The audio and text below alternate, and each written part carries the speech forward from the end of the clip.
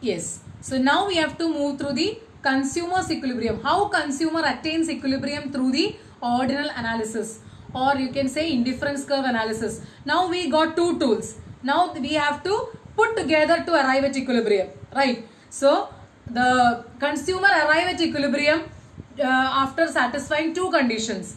One is the consumer attains equilibrium when the budget line is tangent to the indifference curve. Two, where the MRS for good X and good Y is equal to the ratio of price of X and Y. So these are the two conditions to be satisfied to arrive at equilibrium through ordinal analysis of utility. That means the indifference curve should be tangent to the budget line. That means what you can say, the attainable level of satisfaction.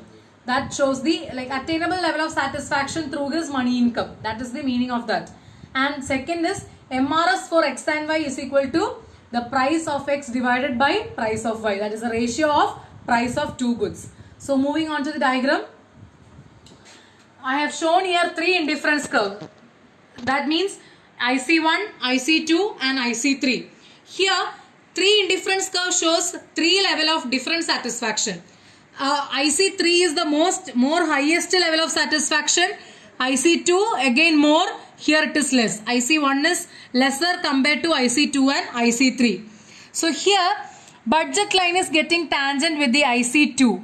That means the money income or the consumer can attain only the IC2 level of satisfaction with his limited income. So budget line is marked as A and B.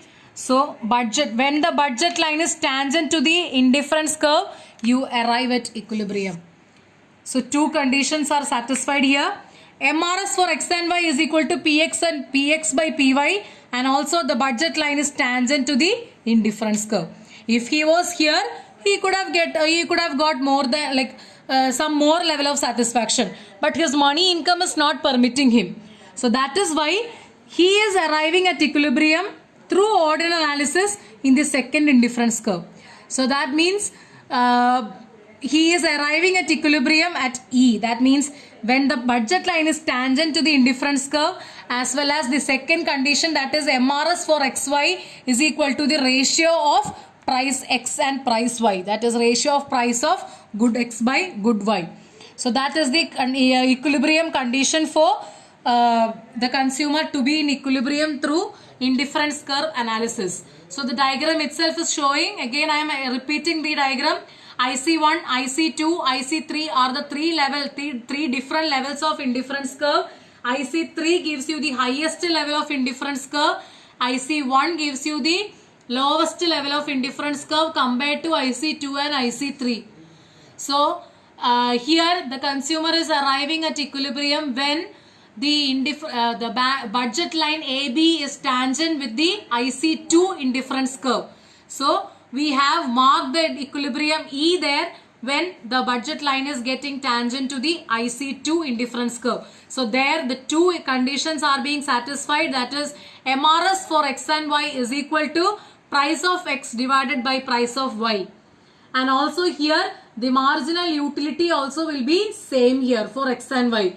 So you can rewrite the condition as MRS for X and Y is equal to P of X by P of Y is equal to ME of X is equal to ME of X divided by ME of Y.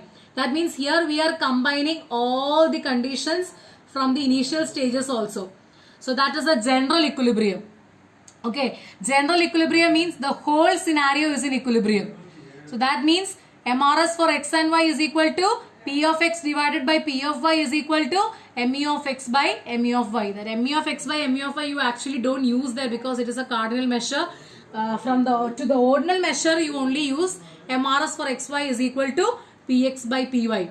So this is the budget line. This is the budget line as well as the indifference curve. And where the consumer is attaining equilibrium through the indifference curve analysis. So with this we are actually coming to the end of the consumer behavior. So that means again I have to come to the consumer's equilibrium as a conclusion. As we have looked, that is the cardinal analysis and ordinal analysis.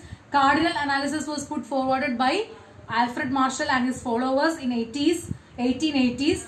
And here we have looked through one commodity case as well as two commodity case.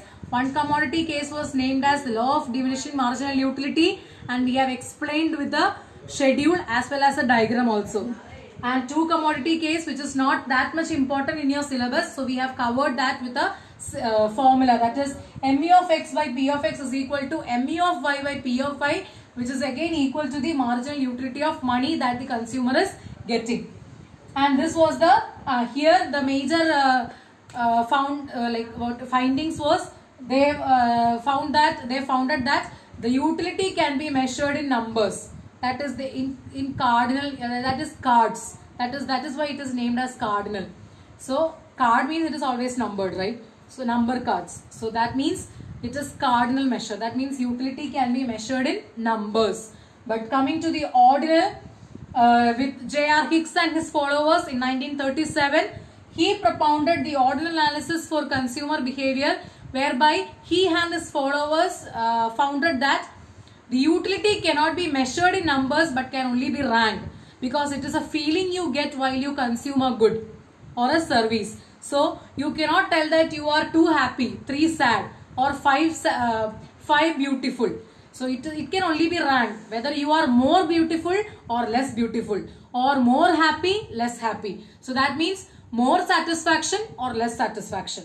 Okay, so that can only be ranked. With that, we used two tools, that is indifference curve and budget line, to arrive at equilibrium of the consumer.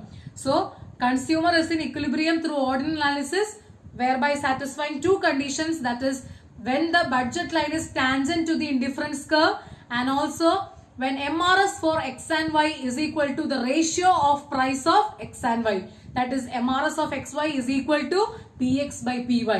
Again joining the general equilibrium condition, which is again equal to mu of x by mu of y. Okay, so two commodity case we have actually merged together. But it can't be merged together because both hold in two different scenarios. But for arriving at general equilibrium, actually we are combining both of the two commodity case. So this is the ordinal analysis and the cardinal analysis. I hope it is very clear to you.